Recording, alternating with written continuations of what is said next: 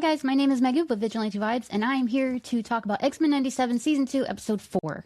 I woke up super early so I could watch it multiple times, which I did, and I have so many thoughts. So, this episode is very Magneto and Apocalypse heavy, as it should be. When Magneto first showed up in Uncanny X-Men number 1 back in the 60s, this man had exactly one hobby: making humans kneel. That could be taken in a different, dirty way, but don't just bear with me. As Stan Lee dramatically put it, Magneto wanted to make Homo sapiens bow to Homo superior. We all know this about him. We all appreciate it about him. But is it subtle? Absolutely not. For most of the Silver Age, Magneto was your classic comic book egomaniac. Show up, yell about mutant superiority, wreck stuff, and leave. Then Chris Claremont took over and basically said, what if this guy had feelings? During his run, Magneto evolved into someone way more interesting. Sure, he could still throw stadiums around with his mind, but now he also had empathy, compassion, and enough moral gray area to keep fans arguing for decades. Now, Apocalypse. That's a much tougher customer.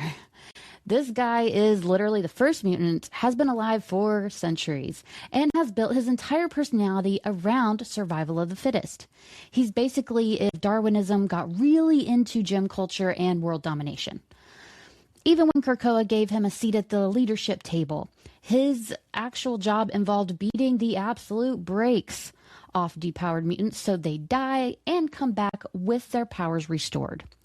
So how do you make someone like that relatable? Somehow, X-Men 97 pulls it off in Rise of Apocalypse Part 2, which is the name of this episode. In the new episode, En-Sabah Nur is distraught over Baal's death. I should point out that in the comics, when Nur is left in the desert to die by his parents because of his appearance as a mutant, he's found by Baal and the Sandstormers. Baal takes him in, raises him as his own. This isn't said in the show, but I like to think that's what's pushing Nur's big feelings about Baal's death. Magneto rolls in with a plan to fix the future, but the thing is doomed from the moment he comes up with it. He is so convinced that he's right, that he completely misses the giant flashing warning signs, all the red flags. He sees none of them. One of those warnings come from Ramatut himself, aka Kang, because as we know, comic books love giving one guy 17 personalities. He tells Charles something bad is coming, but Professor Xavier still decides to walk into the mysterious temple with En-Sabah Nur anyway, because when has investigating an ancient, definitely not cursed temple ever gone wrong? I should also mention that we got a great reference to Victor Timely, Nathaniel Richards, and Kang the Conqueror. So that was pretty cool. The second they discover the temple is actually Apocalypse's ship, everyone collectively realizes they've made a terrible mistake. About 5 minutes too late. By then, Nur has already pieced together his destiny from the ancient writings covering the ship's walls. He basically reads the cosmic version of his own Wikipedia page and decides, yep, that checks out. He immediately turns on the team and has absolutely zero interest in Charles' speech about choosing a better path. So, sorry, Professor, it's pretty clear this isn't one of those episodes where the inspirational monologue is going to work. The X-Men get to sit there and watch as their future and their plans to make Nur into a swell guy flushes straight down the drain. He embraces the Celestials' advanced technology, you know, those gigantic cosmic beings from Guardians of the Galaxy, Eternals, and most recently Captain America: Brave New World, and fully commits to the bit of becoming the terrifying mutant history remembers. Considering we've already seen his future reign earlier this season, and if you watch the original X-Men, the animated series, you already know Apocalypse loves making dramatic entrances. The destination isn't the surprise. So now Apocalypse is in full I've locked my final boss form mode. The team wants to stick around and stop the disaster before it gets even worse because they're dumb. I'm like, guys. But Magneto has other ideas. He tells them that this is his mess to clean up and forcibly sends everyone back to the present. Well, almost everyone. Charles manages to somehow stay behind because apparently someone has to witness all the emotional damage firsthand. Together, they watch as Apocalypse casually orders his ship to wipe out the city. You know, Usual stuff for an ancient mutant supervillain. Magneto makes one last desperate play, hurling Apocalypse off the ship and getting Charles to safety. He can't stop the ship itself, but he pours every ounce of his power into sealing the massive black hole Apocalypse opened, fully expecting it to kill him in the process. It's the kind of heroic sacrifice where you practically hear the dramatic soundtrack swelling. Exhausted and barely able to stand, Magneto collapses right in front of Charles, only for Apocalypse to grab him. Charles can do nothing but watch as his oldest friend is killed right in front of him. So in short, this episode woke up and chose emotional violence.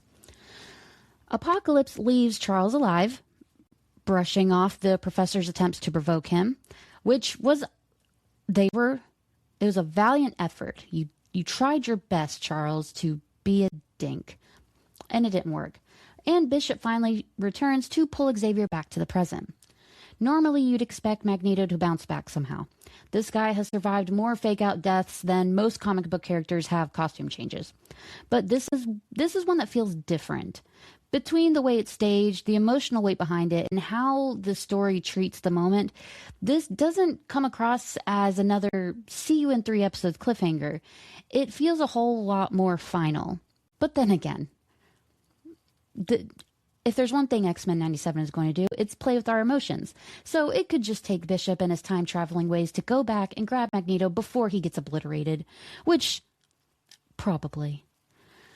The action scenes are ridiculously good. X-Men 97 keeps leaning into its anime-inspired animation and Disney budget, and it shows.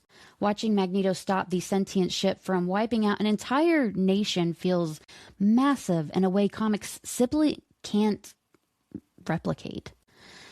Everything moves with speed, weight, and urgency, making the adaptation feel worthwhile instead of just animating comic panels. The dialogue is also gloriously over the top in the best way possible. The drama is what you want. X-Men is a dramatic, superpowered soap opera, and I love it. Most of the characters in the show never actually talk like human beings. Xavier, Magneto, and Apocalypse don't have normal conversations. They basically challenge each other to philosophy slam poetry, if you will. Instead of saying, I respectfully disagree, they shout life-defining slogans across collapsing civilizations.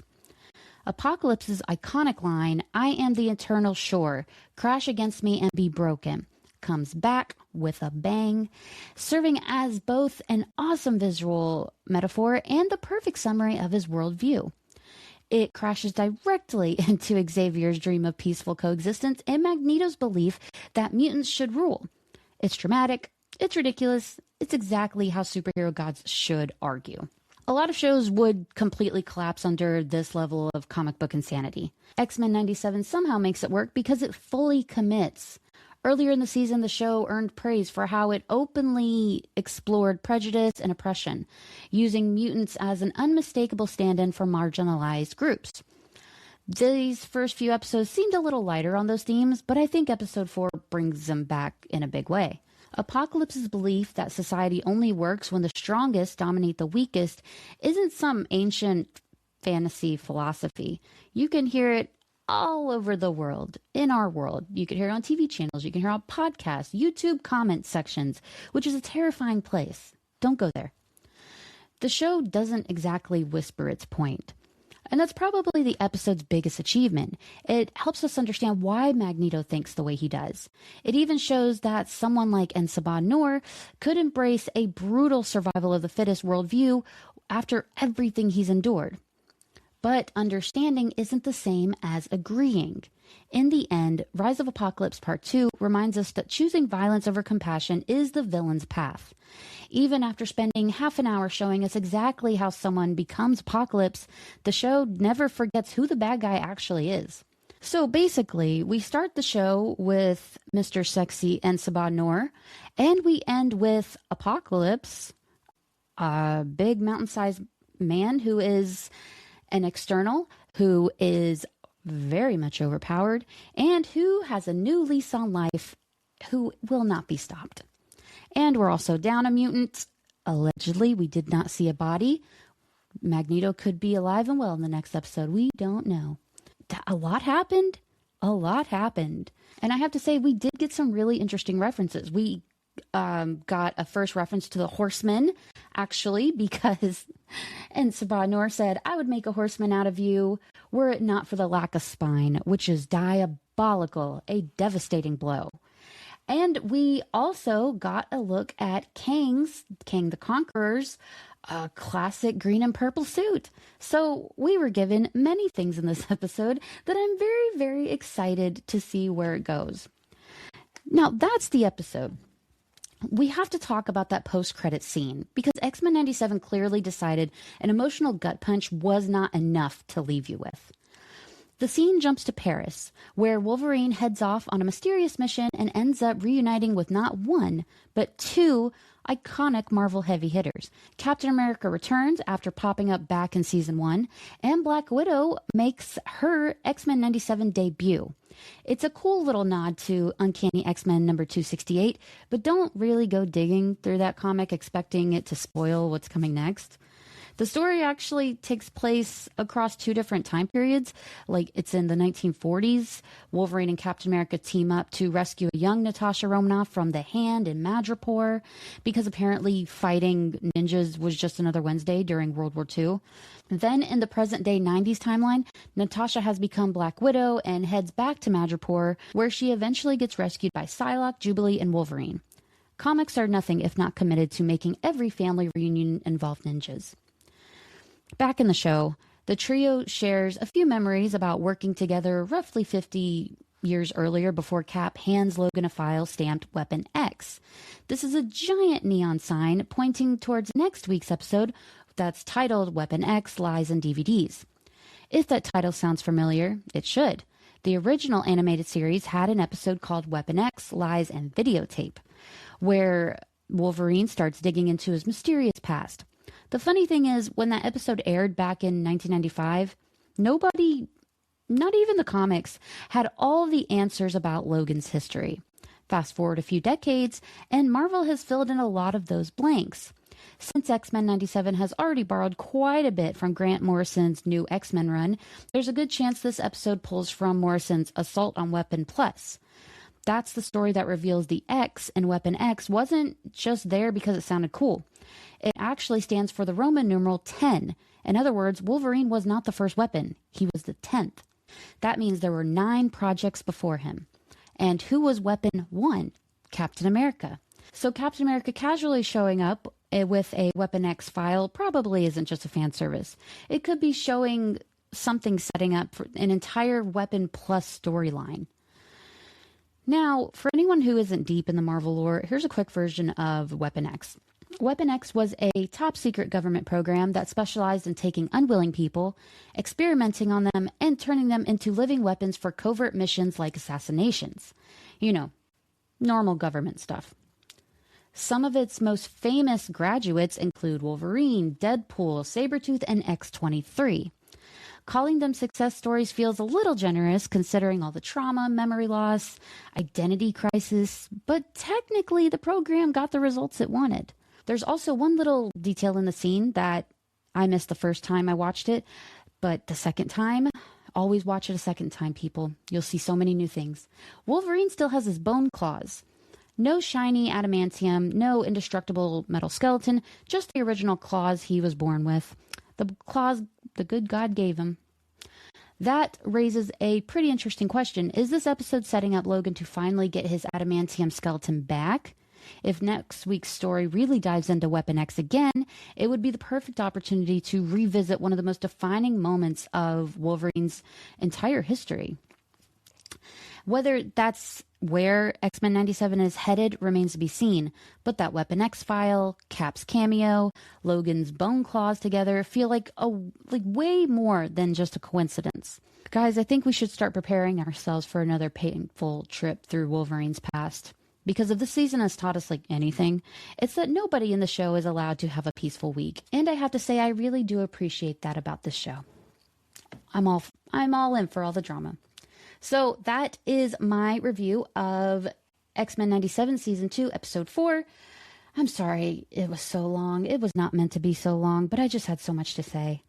So with that being said, be sure to like and subscribe, and have a marvelous day.